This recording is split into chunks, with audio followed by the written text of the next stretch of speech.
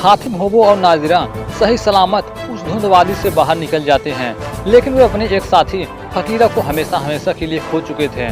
तभी होबो कहता है, लेकिन जो फकीरा ने हमारे लिए कुर्बानी दी है उसे मैं कभी नहीं भुला सकता, और ना ही यह भी भुला सकता कि इन सब की वजह यह लड़की है।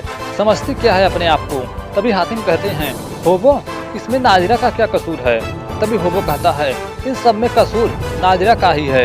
ये हमें इस रास्ते न ले आती और ना ही फकीरा की मौत होती।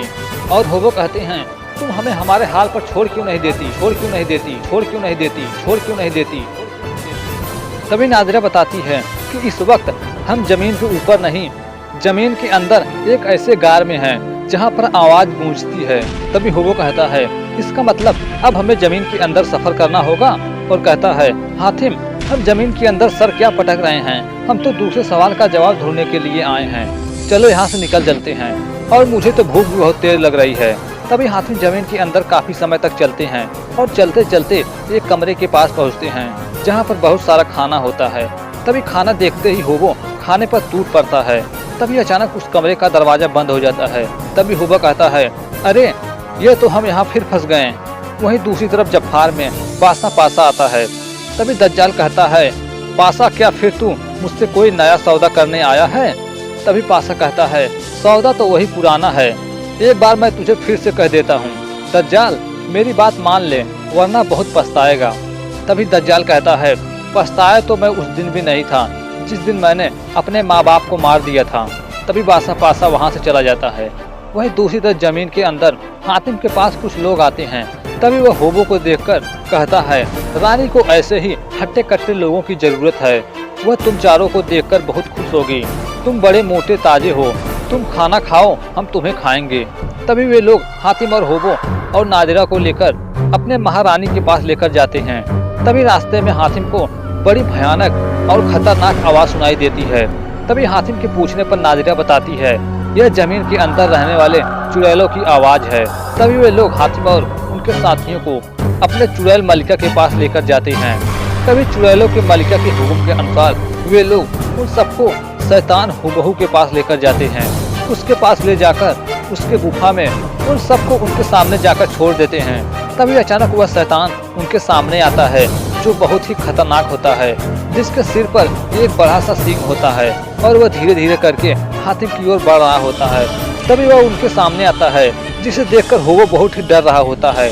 तभी हातिम उन सबको उससे दूर कर देते हैं। तभी वह शैतान हातिम पर हमला कर देता है, लेकिन हातिम उसके हमले से बच जाते हैं। लेकिन वह शैतान कई बार लगातार हातिम पर वार करता है, लेकिन हातिम उसके वार से हर बार बच जाते हैं। लेकिन अंत में हातिम उसके सर पर तीर से वार करके उस शैतान का अंत हमेशा हमेशा के लिए कर देते हैं और हातिम उस शैतान से अपने साथियों को बचा लेते हैं। तभी हातिम को उस सुरंग के ऊपर एक खुला स्थान दिखाई देता है जो जमीन के अंदर से ऊपर की ओर जाने का एक ही रास्ता था। तभी हातिम और उनके साथी एक एक करके उस सुरंग से जमीन के बाहर आते हैं। वहीं दूसरी तरफ दज्जाल कहता है, 7 सवालों को पूरा होने से पहले अगर हातिम किसी भी हालात में मारा नहीं गया तो याद रखना नजूमी, एक दिन तू मेरे हाथों से मारा जाएगा।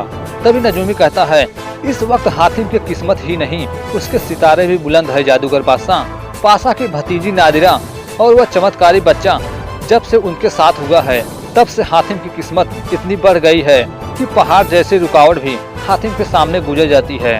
तभी दज्जाल कहता है, अब मुझे हातिम की ताकत को तोड़ना होगा। तभी नजूमी अपने जादुई गोले से सेनापति माजियार को हातिम को ढूंढता हुआ देखता है और कहता है, हमारी मुश्किल आसान हो गई जादूगर बादशाह। पासा का सेनापति माजियार मौत के साये की तरह हातिम के पीछे लगा हुआ है। तभी दज्जाल कहता है, जिस हातिम को बड़े बड़े शैतान फंदे नहीं मार सके उसका माजियार क्या बिगाड़ लेगा। तभी नजूमी कहता है, चोट खाया सांप और नादान आशिक बहुत ही खतरनाक होते हैं जादूगर बादशाह। नादिरा ने हातिम के लिए माजियार को छोड़ा है, माजियार ना तो नादिरा को छोड़ेगा और ना ही हातिम को जिंदा छोड़ेगा। वहीं दूसरी तरफ माजियार के सामने दज्जाल के सिपाही आ रहे होते हैं। तभी माजियार के सिपाही दज्जाल के सिपाही को देखकर छुप जाते हैं और साथ ही माजियार भी पास ही में छुप जाता है। तभी दज्जाल के सिपाही वहां से आगे निकल जाते हैं। उसके बाद माजियार के सिपाही सभी लोग सामने आते हैं। तभी उनका एक सिपाही कहता है, सेनापति माजियार, दज्जाल के सिपाहियों ने हमारी मुश्किल और आसान कर दी।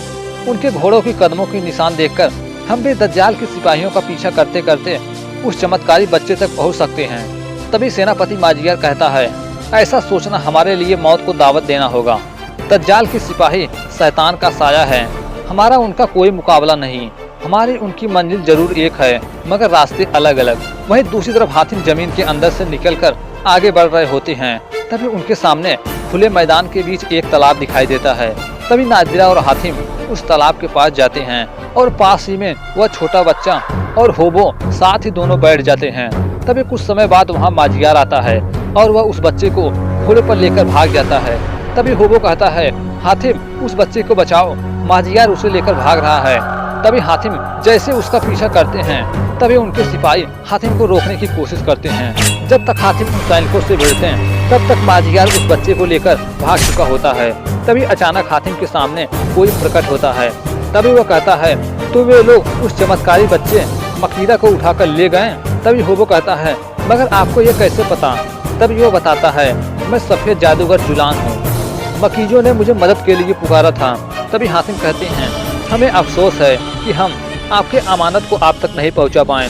तभी जादूगर जुलान कहता है, अफसोस तो वो करते हैं जो हार जाते हैं, और तुम हारे नहीं। अच्छाई का साथ देने वाले लोग कभी नहीं हारते।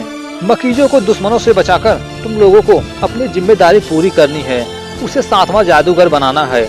और जादूगर जुलान बताता है, और हर जमाने में 7 सफेद जादूगर का कायम होना दुनिया को कायम रखने के लिए जरूरी है। 7 सफेद जादूगर बुराई को बढ़ने नहीं देते, अच्छाई पर बुराई की जीत होने नहीं देते। और बताते हैं, मकीजों को अभी जादुई ताकतों का पूरी तरह इस्तेमाल करना नहीं आता।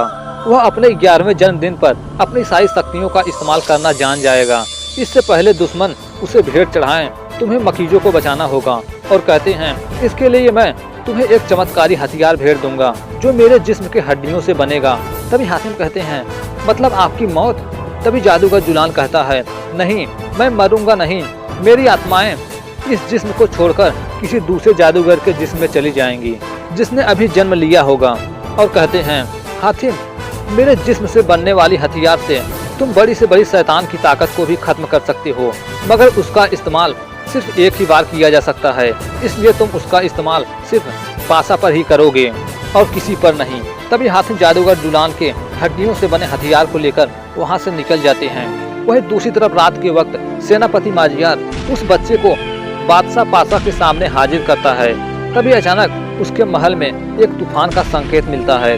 तभी पासा का सलाहकार कहता है, यह तूफान किसी खतरे का संकेत दे रहा है। तभी पासा कहता है, अब मुझे किसी भी खतरे का कोई डर नहीं, क्योंकि यह बच्चा मेरे पास है और थोड़ी देर बाद मेरे पास होगी ऐसी चमत्कारी ताकतें जिसका दुनिया में कोई मुकाबला नहीं कर सकता। मैं दुनिया का सबसे बड़ा और सबसे ताकतवर जादूगर बन जाऊंगा, दज्जाल से भी बड़ा और ताकतवर।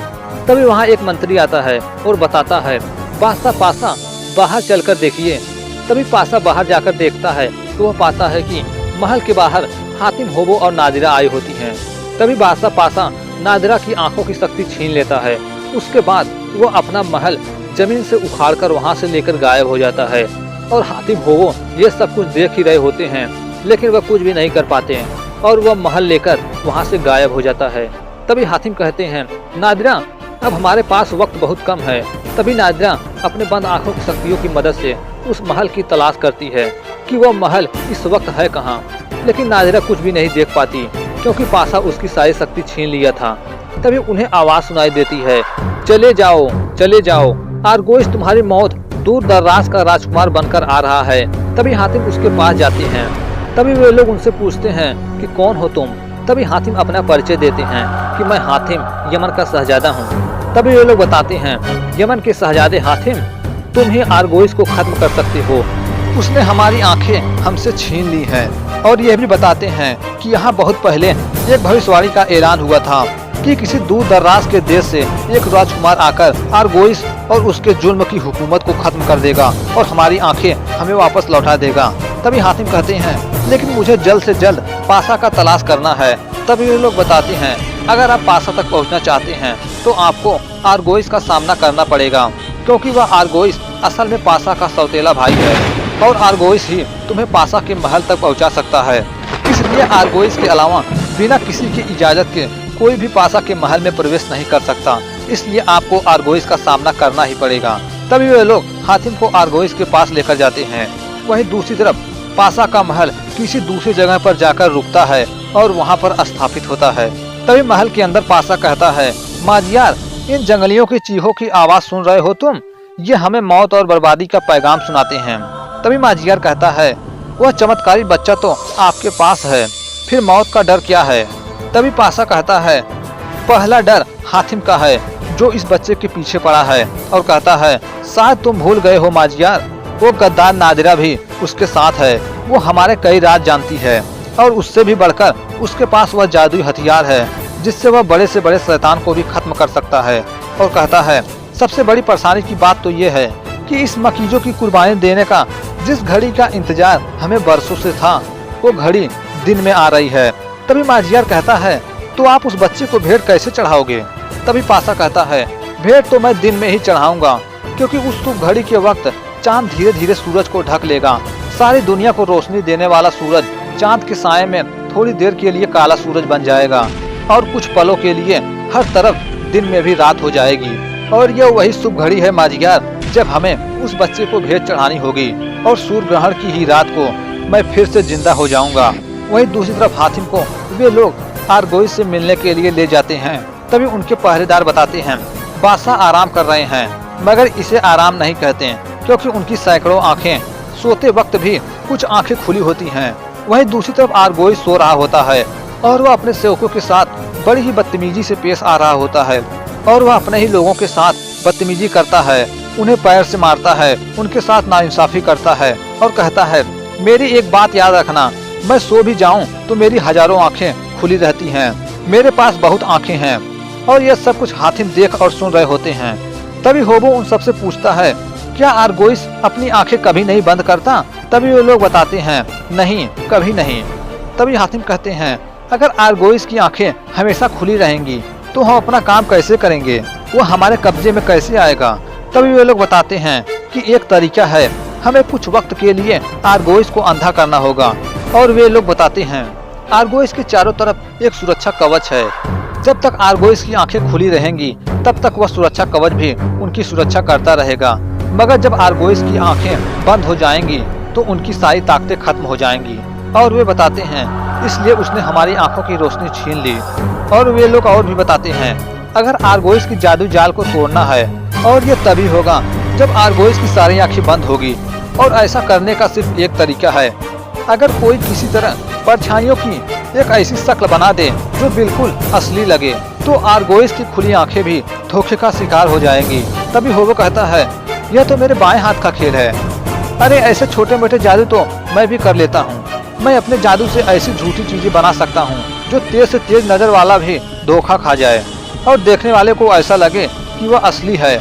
और मैं अपने जादू की मदद से नकली को असली दिखा सकता हूँ, अजीब चीज को और भी अजीब और खतरनाक बना सकता हूँ। तभी हातिम पूछते हैं, होबो, पर तुमने अभी तक अपने शक्तियों का इस्तेमाल किया क्यों नहीं? तभी होबो बताते हैं, क्योंकि मैं भूल जाता हूँ, क्योंकि कई बार मेरा जादू दूसरों को ही नहीं मुझे खुद परेशानी में डाल देता है। तभी हातिम कहते हैं, लेकिन एक बार कोशिश तो करो। तभी होबो कहता है, आरगोइस के सामने जाने से पहले मैं एक बार अपने मंत्र का उपयोग करना चाहता हूँ। तभी होबो अपना मंत्र पढ़ता है, गिली गिली शहरों में पली जंगल में गिरी परिस्तान में मिली, काली सुई काली मुई छू।